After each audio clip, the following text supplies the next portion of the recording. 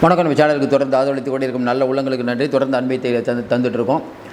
ஊத்தங்கரை மற்றும் ஓசூர் தொகுதியில் இருக்கக்கூடிய டிவிகே வேட்பாளர்கள் மாற்றம்.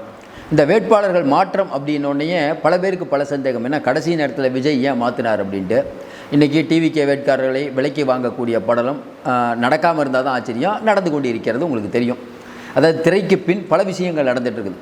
விஜய் கட்சியிலேருந்து நிற்கக்கூடிய வேட்பாளர்கிட்ட பலவிதமான ஆசையெல்லாம் காட்டுவாங்க. வேட்புமனு தாக்கல் முடிஞ்ச உடனே இனிமேலும் காட்டுவாங்க, நீங்கள் தேர்தலேருந்து ஒதுங்கிக்கோங்க அப்படின்லாம் சொல்லுவாங்க. ஏன்னா டிவிகேயில் இருக்கக்கூடியவர்கள் எளிய மக்கள். இந்த எளிய மக்களை பணம் கொடுத்து விலைக்கு வாங்கலாம் அப்படின்னு நினைக்கிறது அதிகாரத்தில் இருக்கக்கூடியவருடைய இயல்பு தான். இப்போ ஊத்தங்கரை மற்றும் ஊத்தங்கரையில் குமரவேல்னு முதல்ல ஒருத்தரை அறிவிச்சிருந்தார் விஜய். அதேமாதிரி ஓசூரில் அம்பரீஷ்னு ஒருத்தரை அறிவிச்சிருந்தார். இந்த 2 பேரும் வேட்புமனு தாக்கல் செய்யலை. அவங்களுக்கு பதிலாக வேற ஆள் தாக்கல் பண்ணியிருக்காங்க. இப்போ சொல்லப்பட்ட தகவல் என்னென்னா, இன்றைக்கி இந்த 2 பேரும் வேறு ஏதோ ஒரு ஐடியாவில் இருக்காங்க பொழுது.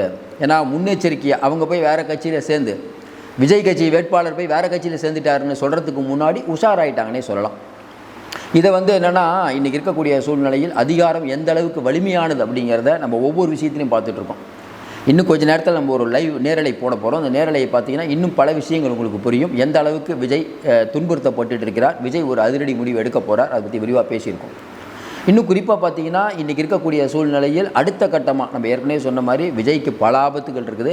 நம்ம விஜயை ஏன் ஆதரித்து பேசுகிறோம் அப்படின்னா, இந்த பக்கம் பாசிச பாஜக இருக்குது, இந்த பக்கம் திமுக இருக்குது. இந்த 2 பேரும் தமிழர்களுக்கு தேவையா அப்படின்னு நம்ம எண்ணி பார்க்கணும். வேறு யார் இருக்க ஆல்டர்னேட்டிவ்? சீமானுக்கு ஓட்டு போட முடியுமா? நீங்களே சொல்லுங்கள். அவர் கச்சத்தீவு மீட்கிறதுக்கு அங்கெல்லாம் நான் இராணுவத்தை நிறுத்தி வைப்பேங்கிறாரு. இராணுவம் ஸ்டேட் கவர்மெண்ட்டா சென்ட்ரல் கவர்மெண்ட்டானே அவருக்கு தெரியல. பல விஷயங்கள் முன்னுக்கு முரணாக பேசுகிறார். இன்னொன்று ஒரு ஆட்சிக்கு வருவதற்கான அறிகுறியே ஒன்றும் இல்லை. 8, 9 நிற்பார். அதுவே கம்மிங்கிறது தான் இன்றைக்கி இருக்கக்கூடியவங்க. திரும்ப அவர்கள் கையில் ஆட்சியை கொடுத்துடலாமா? நல்லா யோசிச்சு பாருங்கள். இன்றைக்கி நாடு இருக்கக்கூடிய நிலைமையில் சரி விஜய் ஒருத்தர் வர என்ன சொல்கிறாருன்னே கேட்காத அளவுக்கு அவரை போட்டு அமுக்கும் போது வெகுஜன மக்கள் பார்வையே ஒரு மேலே திரும்புது. இப்போவும் நான் சொல்கிறேன், விஜய் நாளைக்கே சிஎம் அவர் நான் சொல்லலை. அவருக்கு ஏன் கட்டுப்பாடுகளை விதிக்கிறீங்க? அவருக்கு மட்டும் ஏன் கட்டுப்பாடுகளை விதிக்கிறீங்க? இப்போ நம்ம பேசிகிட்டு இருக்கிறது கூட நல்லா யோசனை பாருங்கள். நேற்று கூட பார்த்தீங்கன்னா கிருஷ்ணகிரியில் பார்த்தீங்கன்னா நம்ம வேப்படஹள்ளி தொகுதியில் தமிழக வாழ்வுரிமை கட்சியில் இருக்கக்கூடிய ஒருவர் வேட்பாளர் ஏடிஎம்கேக்கு போயிட்டாங்க. ஆனால் சமூக ஊடகங்கள் எப்படி திரும்ப செய்தி வருது, டிவிகே வேட்பாளர் போயிட்டாங்க. விஜய்க்கு ஒரு வேட்பாளர் கூட போட தெரியல. சார் நல்லவர்னு பார்த்து சில பேரை வேட்பாளராக போடுறோம், அவங்க படத்துக்கு வேலை போயிட்டா என்ன பண்ணுறது? அடுத்த ஆல்டர்னேட்டிவ் பண்ண வேண்டியதான். இப்போ விஜய் இன்றைக்கி ஊத்தங்கரையிலையும் ஓசூர்லேயும் வேட்பாளர்களை மாற்றிருக்காங்களே. விஜய்க்கு வேட்பாளர் கிடைக்கலன்னு சொன்னீங்க கரெக்டாக, உடனே எப்படி வேற ஆளை மாற்றினாங்க? இன்றைக்கி ஐயா ராமதாஸ் நிற்க வைக்கக்கூடிய வேட்பாளர்கள் நேராக அன்புமணிகிட்ட போய் இல்லை அன்புமணி தான் எங்களுடைய தெய்வம்ங்கிறாங்க. அதாவது 40 வருடங்களாக கட்சி நடத்தி கொண்டிருக்க ராமதாஸ் அவர்களுக்கே இந்த நிலைமை. டிவிகேவில் இப்போ தான் வந்திருக்காங்க போது 1000 சிக்கல் இருக்க தான் செய்யும். இப்போவும் சொல்கிறோம், விஜய் அப்படிங்கிற ஒருவர் அப்புறப்படுத்தப்பட்டு விட்டால் நமக்கு ரூட் கிளியர்னு எல்லா கட்சியும் நினைக்குது. விஜயோடைய அங்கே வேட்பாளர்களுக்கு கடும் கிராக்கி இருக்குது. உங்கள் தொகுதியிலே பார்த்தீங்கன்னா வேட்பாளர் யாருன்னு கூட உங்களுக்கு தெரியுமா? நேராக என்ன சொல்லுவீங்க? விஜய்க்கு ஓட்டு போடுறோம். விஜய்க்கு இது முகத்துக்கு தானே ஓட்டு, வேட்பாளருக்கா ஓட்டு? இந்த வேட்பாளர்கள் வலிமையெல்லாம் இருக்குல்ல, இந்த வேட்பாளர் வலிமை, அந்த வேட்பாளர் வலிமை. இப்போ உங்கள் தொகுதியில் பார்த்தீங்கன்னா திமுக வேட்பாளர், அதிமுக வேட்பாளர். இப்போ இருக்கவர் எந்த கட்சின்னு தெரியாது, ஏதோ ஒரு கட்சியாக இருப்பார். அவர் ஏற்கனவே எம்எல்ஏ இருந்திருப்பார். இப்போ இருக்க எம்எல்ஏ எல்லாத்தையும் நிறைவேற்றிட்டாரா? இதுக்கு முன்னாடி இருந்த எம்எல்ஏ ஏதாவது நிறைவேற்றிட்டாரா? இருந்தால் உங்கள் கருத்துக்களை பதிவிடுங்க. இந்த 2 பேரும் முகம் தெரிஞ்சவங்க கரெக்டுங்களா? முகம் தெரியாமல் யாரோ ஒருத்தர் வந்த உடனே மக்கள் சொல்லுவாங்களாம், ஐயோ ஏற்கனவே கொள்ளையடிச்சாங்கள, அவங்க தான் எங்களுக்கு தேவை. ஏன்னா அவர்களுக்கு தான் கொள்ளையடிக்கக்கூடிய அனுபவம் இருக்குது. உங்களுக்கு அனுபவமே இல்லைன்னு விஜய் கட்சியை விரட்டி விட்ருவாங்க. விஜய் கட்சியில் இருக்கக்கூடியவங்க வேட்புமனு தாக்கல் செய்கிறதுல பிரச்சனை, அவங்க ரோட்டை நடந்து போய் ஓட்டு கேட்குறதுலே பிரச்சனை. ஏன்னா கூட்டம் சேரலை. ஆமாங்க, திமுக அதிமுகவுக்கு வேறு வேலை வெட்டி இல்லாமல் காசு கொடுத்தா கூட்டம் கூடுது கரெக்டுங்களா? இங்கே அவங்களுக்கு வேலை வெட்டி இருக்குது. விஜயோடைய ஆட்களுக்கு ஏங்க இப்போ விஜய் அவர்களுக்கு இன்றைக்கி வேட்பாளர் போகும்போது ஏன் கூட்டம் கூடலைன்னா, விஜய்க்கு ஓட்டு போடணுங்கிற எண்ணம் இல்லாமல் இருக்கும் கரெக்டுங்களா? எல்லாருக்கும் எண்ணம் இருக்கும். நிறைய பேருக்கு நீங்கள் பார்த்துட்டு உங்களுக்கு கூட எண்ணம் இருக்கும். நீங்கள் டெய்லி விஜய் வச்சு வேட்பாளருடைய போயிட்டே இருப்பீங்க. அங்கே காசு கொடுத்து போகிறாங்க சார், காசு கொடுத்தா இங்கேயும் தான் போவாங்க. காசு கொடுத்து வாங்குகிற ஓட்டு எதுக்கு? அவர்கிட்ட காசும் இல்லை முதல்ல. இப்போ தமிழகம் முழுக்க வேட்பாளர்களை போட முடியுமான்னு கேட்டிங்க. வேட்பாளர்களை போட்ட உடனே என்னங்க இந்த வேட்பாளர் நேற்று அதிமுகலேருந்து வந்தார், அவருக்கு சீட்டு கொடுக்குறீங்கிறீங்க. அப்புறம் ஓபிஎஸ் மட்டும் முந்தாநாத்தா வந்தார், ஒரு 10 வருஷமாக வந்தார் திமுகவில், அவருக்கு எப்படி சீட்டு கொடுத்தீங்க? வைத்தியலிங்கத்துக்கு எப்படி சீட்டு கொடுத்தீங்க? மனோஜ் பாண்டியனுக்கு எப்படி சீட்டு கொடுத்தீங்க? இவங்களுக்கெல்லாம் நீங்கள் சீட்டு கொடுக்கலாம், ஆனால் விஜய் மட்டும் கொடுக்கக்கூடாது.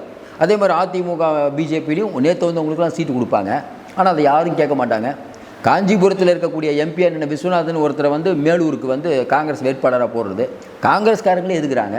இதான் இன்றைக்கி இருக்கக்கூடிய நிலவரம். இந்த தாம்பரத்தில் எஸ்ஆர் ராஜா இப்போ இருக்க சிட்டிங் எம்எல்ஏ அவர் ஒத்துக்க மாட்டேங்கிறார். தாம்பரத்துக்கு வேறு ஆளை போட்டால் டிஆர் பாலு வீட்டுக்கு போய் பெரிய கலாட்டா. இதுவே விஜய் கட்சியில் வந்து வேட்பாளரை போட்டு புஷி ஆனந்தையோ ஆதவர்ஜுனையோ ஏதாவது சொல்லியிருந்தா, புஷி ஆனந்த் பணம் வாங்கிட்டார், ஆதவர்ஜுனா பணம் வாங்கிட்டார், ஜானவரகிசாமி பணம் வாங்கிட்டார். சார் பணம் வாங்கினாரா இல்லையாங்கிறத விஜய் பார்த்துக்கிட்டு சார் உங்களுக்கு இவ்வளோ ஆர்வம் டிவிக்கே அப்படிங்கிற ஒரு கட்சி மேலே இவ்வளோ ஒரு ஆர்வமாக, அதாவது இன்றைக்கி வெகுஜன மீடியா, இன்றைக்கி இருக்கக்கூடிய மூத்த பத்திரிகையாளர்கள் இவங்களுக்கு எல்லாம் என்னென்னா டிவிக்கே அப்படின்னா வேப்பங்கண்ணையாக கசக்குது. அது காரணம் என்னென்னா விஜய் ஒரு கொள்கை பிடிப்பு இல்லாதவர், விஜய்க்கு அரசியல் பண்ண தெரில. நானும் ஒத்துக்கிறேங்க, இந்த ஒரு விஷயத்தில் ஒத்துக்கிறேங்க. விஜய் இன்னும் சரியாக அரசியல் பண்ணலைங்க. அவர் இறங்கி இன்னும் பண்ணார்னு வச்சுக்கோங்களேன், ஜெயலலிதாமா கேட்டுச்சுல மோடியா லேடியான், அதனால் அவர் தடைகளை உடைத்து கொண்டு வெளியே வந்தார்னு வச்சுக்கோங்க. ரோட்டில் நடந்தால் எப்படி இருக்கும் நல்லா யோசனை பாருங்கள். அவர் அதை பண்ணாமல் இருக்கார். இதெல்லாம் பண்ணணும் அப்படின்னு இன்றைக்கி மேலே இருக்கக்கூடிய பிஜேபியும் திமுக தேர்தல் ஆணையம் எல்லாரும் அழுத்தம் கொடுத்தால் அதையும் செய்ய தான் போகிறாரு. சார் ஒரு அளவுக்கு தானே சார் பொறுமையை மீறி போச்சுன்னா அரெஸ்ட் பண்ணிடுவீங்களா? அரெஸ்ட் பண்ணி உள்ளே வச்சா இப்போவாவது சிஎம் ஆவாரான்னு தான் யோசிக்கணும். அரெஸ்ட் பண்ணிங்கன்னா முடிச்சு உங்களுக்கே தெரியும். அதனால தான் கரூர் விஷயத்தில் கூட நீங்கள் அமைதி காத்தீங்க. இப்போ ஊத்தங்கரையிலையும் ஓசூர்லேயும் இந்த வேட்பாளர்கள் கடைசி வரை வேட்புமனு தாக்கல் செய்யாமல் இருப்பதற்கு காரணம் என்ன? கட்சி தலைமை சொல்லிச்சா, இல்லை இவங்க 2 பேர் வேறு ஐடியா இருக்காங்களா? இது மட்டும் இல்லாமல் இன்னும் நிறைய உள்குத்துகள் நடக்கும். திமுக ஒரு பெரிய மிஷினரி, ஸ்டாலின் வந்து பிரச்சாரத்தில் போயிட்டு இருந்தாலும் அந்த திமுக மிஷினரிங்கிறது எல்லா தொகுதியிலையும் என்ன நடக்கிறது? பணப்பட்டுவாடா நடக்குதா? பணத்தை எப்படி பாதுகாத்து வச்சுருக்காங்க? ஒவ்வொருத்தருடைய செயல்பாடு என்ன? மக்களுக்கு என்ன வேணும், என்ன வேணாம், எல்லாத்தையும் ஃபிங்கர் டிப்பில் வைக்கக்கூடிய அளவுக்கு இவங்ககிட்ட பணம் இருக்கிறது, அதிகாரம் இருக்குது, நெட்வொர்க் இருக்குது. அதிமுககிட்ட சொல்லவே வேணாம். விஜய்கிட்ட அது இல்லை. ஆனால் விஜய்கிட்ட என்ன இருக்குதுன்னா, விஜய் நல்லது பண்ணுவார், அவருக்கு நேராக ஓட்டு போடணுங்கிற பலதட்டப்பட்ட மக்களுடைய எண்ணம் இருக்கிறது. குறிப்பாக பார்த்தீங்கன்னா ஏழைகள், ஒடுக்கப்பட்ட மக்கள், இவங்களுக்கு அரசியல் புரிதலாம் இல்லை. விஜய் வந்தால் நல்லாயிருக்குன்னு பெரும்பாலான மக்கள் நினைக்கிறாங்க. சார் ரைட்டு தப்புங்கிறதெல்லாம் மாற்றம் இல்லை, ஆனால் நினைக்கிறாங்க. ஜெயலலிதாமா ஒரு நடிகையாக இருந்து கட்சிக்கு வரும்போது இந்த அளவுக்கு தமிழ்நாட்டை ஆட்டி படைப்பாங்க, இந்த அளவுக்கு வீரமாக இருப்பாங்க, போல்டாக டிசிஷன் இருப்பாங்க. யாருக்காவது தெரியுமா? ஆட்சி அதிகாரத்துக்கு வந்தோன்னு தானே தெரியும். அப்போ விஜய்க்கு ஒரு வாய்ப்பு கொடுக்கலான்னு வெகுஜன மக்கள் நினைக்கிறாங்க. இப்போவும் சொல்கிறோம், விஜய்க்கு சவால் இருக்கா? கண்டிப்பாக இருக்குது. இப்போ 2 எம்எல்ஏக்கள் பிரச்சனை வந்துருச்சா, இன்னும் நிறைய பேரை தூக்கிறதுக்கான வேலை பார்ப்பாங்க, விஜய் ஆட்களை வந்து கடத்தக்கூடிய வேலை பார்ப்பாங்க, எல்லாம் பண்ணுவாங்க. இதிலிருந்து கண்டிப்பாக விஜய் வெளியே வர வேண்டும். இன்றைக்கி இருக்கக்கூடிய சூழ்நிலையில் அரசியல் என்பது அவ்வளோ எளிதல்ல. இந்த நேரத்தில் ஒன்று சொல்கிறோம், 2 விஷயம் நான் சொல்லிகிட்டு இருப்பேன் தொடர்ந்து. ரங்கசாமியை விஜய் பாராட்டினது என்னை பொறுத்தவரையில் தவறு. முதல்ல பாராட்டக்கூடாது. ஒரு அரசியல்வாதிங்கிறவர் அவர் பிஜேபியோட தான் போவார். இதே மாதிரி கரூர் விஷயத்தில் நாங்கள் ஏமாந்து போயிட்டோன்னு ஆதவ் சொன்னார். அப்படி நீங்கள் ஏமாறக்கூடாது. செந்தில் பாலாஜி ஏரியாவுக்கு போகும்போது அவர் குழி வெட்டி வச்சுருப்பார் தெரியணும் சார் உங்களுக்கு. நீங்கள் எப்படி ஏமாந்தீங்க? இந்த மாதிரி விஜய் தரப்புக்கு சில பிரச்சனைகள் இருக்கத்தான் செய்கிறது. ஆனாலும் அவருக்கு ஒரு பெரிய அமோகமான ஆதரவு இருக்கிறது. அவருடைய வளர்ச்சி யாரும் தடுக்க முடியாதுன்னு என்னுடைய கருத்தில் மாற்றமில்லை. தொடர்ந்து உங்கள் கருத்துக்களை சொல்லுங்கள். இன்னும் பல உங்கள் பார்த்துட்டு இருக்க உங்கள் தொகுதியில் திமுக இன்றைக்கி இருக்குல்ல, விஜய் ஆட்கள் நிற்பாங்க. இன்றைக்கி இருக்கக்கூடிய கள நிலவரம் என்ன நீங்கள் சொல்லுங்கள். உங்கள் ஓட்டு யாருக்குன்னு முடிஞ்சால் நீங்கள் சொல்லுங்கள். தொடர்ந்து ஆதரவு கொடுங்கள். மீண்டும் சந்திப்போம். நன்றி, வணக்கம்.